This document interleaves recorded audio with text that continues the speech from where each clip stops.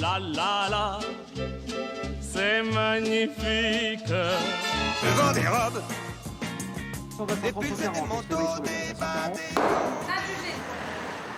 En ville, à 2 pas du cirque, rendons-nous dans cette petite boutique dont la vitrine accueillante en dit long sur ce que l'on va pouvoir chiner.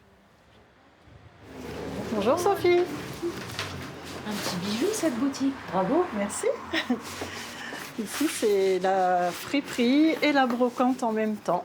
Un univers très féminin. Très féminin. Là, cette semaine j'avais envie de faire un petit côté boudoir, donc voilà. Et la semaine prochaine ça sera peut-être complètement différent. Il y a un besoin. De voir de jolies choses, de se faire du bien au moral et ça fait du bien aux yeux aussi. Ça fait briller les yeux, il y a une mise en scène. J'aime ça. J'aime beaucoup déplacer, remettre, recommencer. Donc par ici, on va avoir du bijou fantaisie, petits objets de déco, art de la table.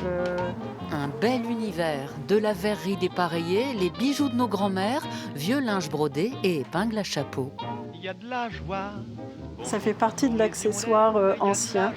Et qu'on peut détourner. Qu'on peut détourner, qu'on peut poser sur un chapeau, qu'on laisse comme ça en déco, comme un petit porc-épic. C'est rigolo.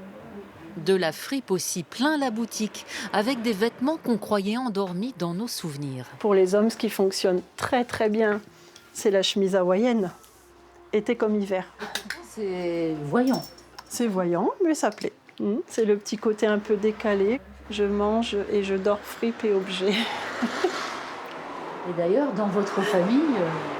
Je ne suis pas seule, puisque mon mari est brocanteur. Et d'ailleurs, on va aller le voir. Ah, chouette. Au revoir, Lydie. Il y a Au de revoir, la Sophie. joie. Merci pour la visite. Dans le ciel par-dessus le toit, il y a de la joie.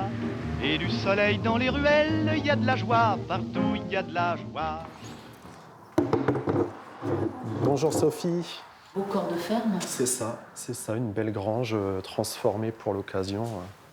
Un très beau meuble là-bas. Oui, un ancien comptoir de pharmacie que j'ai chiné cette semaine avec ses pots, qu'on peut détourner en meubles de salle à manger, en bar. On peut en faire un peu ce qu'on veut au final. Le brocanteur a vu apparaître une tendance chez les chineurs, l'attrait pour le meuble clair décapé.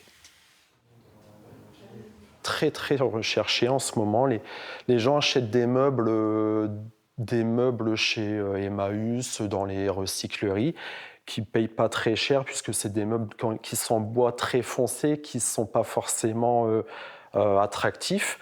Mais en les décapant, en fait, on leur redonne une seconde vie. Nicolas, est-ce que c'est le type d'armoire qu'on achète encore aujourd'hui? Et non, c'est compliqué, c'est devenu compliqué à vendre parce que c'est des armoires qui sont très hautes et ça passe plus forcément dans les maisons d'aujourd'hui. Donc c'est une armoire en fait que j'ai transformée. C'est mon atelier. Ah, la ruse. Et c'est ici qu'il remet au goût du jour des meubles des années 50-70. Est-ce que ça marche encore une brocante à la campagne? Pour moi, ce qui marche le mieux, c'est les réseaux sociaux. Donc vous voyez, cette commode-là, au plus tard, demain, elle sera en ligne sur Facebook, Instagram, et bien souvent, je la vends en 24 heures. Il ne serait pas étonnant que le soir, à la maison, nos deux brocanteurs se racontent leurs amours des choses et d'autres.